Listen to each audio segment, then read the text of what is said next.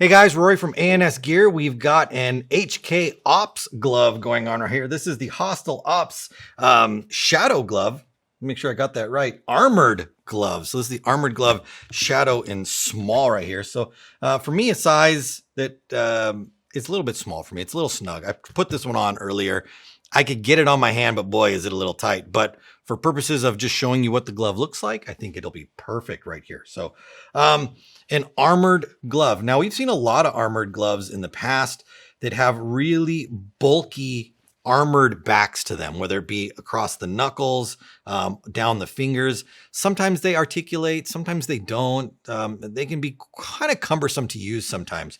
So this new one from HK right here, this armored glove, has individual rubberized spots on the back of it, which will protect you from incoming projectiles, whether it be airsoft BBs or paintballs. Also protect you from the ground. So it's going to give you that that extra layer of protection from the slams you're going to take, or diving, sliding, crawling, pushing, whatever it happens to be. Now, all the way down each finger, we've got that backing on the backside. So this is a left-handed glove right here, or left hand glove for the left hand. You can put that on like that. We've got protection coming up all the way up to about the wrist area right here. Again, depending on the size glove you're picking up and how that fits on your actual hand, that will vary slightly. Your pointer finger right here, the Hostile is all the way down to the very end. And then we've got these rubberized sections on all fingers. The thumb doesn't have it on there because typically your thumb is wrapped around the back of the gun. So it's not really an exposed part that would typically get shot. Now, if you're running or whatever you're doing, you can get shot anywhere. That's going to happen. But as far as from a guns up standpoint, the outside of your hand is typically what's going to get hit, whether you're left-handed, right-handed, from the front right there. So any extra protection, it's going to be great.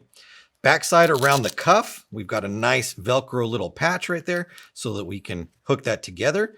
We've got a rubberized tab, so it's easy to grab onto and pull to either close or open. And then we've got a gusseted section right here, which does have some stretch material, which is going to make it easier to get your hand inside of. And then once it needs to close over the top, because that material is stretch and soft, you don't feel any binding or pinching right there. Sometimes you get this sectioned off area, but the material that's in here is hard, or there isn't any material right there. It's just two kind of open pieces that have a nice big seam. And when you put those together, it can pinch or wear or rub sometimes. Not comfortable. This is going to be super comfortable inside of there. If we flip it over to the palm section, we do have a reinforced thumb area right here. So this is the inside of your thumb. That's what's going to be wrapping around some part of your marker or your airsoft gun. And that's reinforced, so it'll take a lot of abuse without being destroyed or being ruined.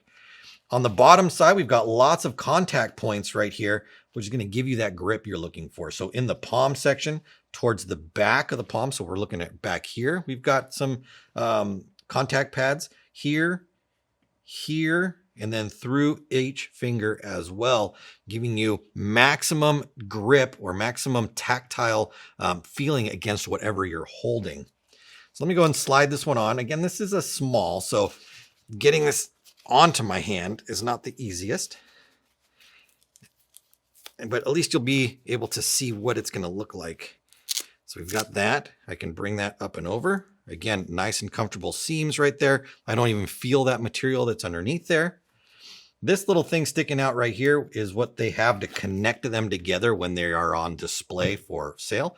You don't need to keep them like that. You could cut that little piece off or keep it, I guess, if you want to. I don't know, it's up to you.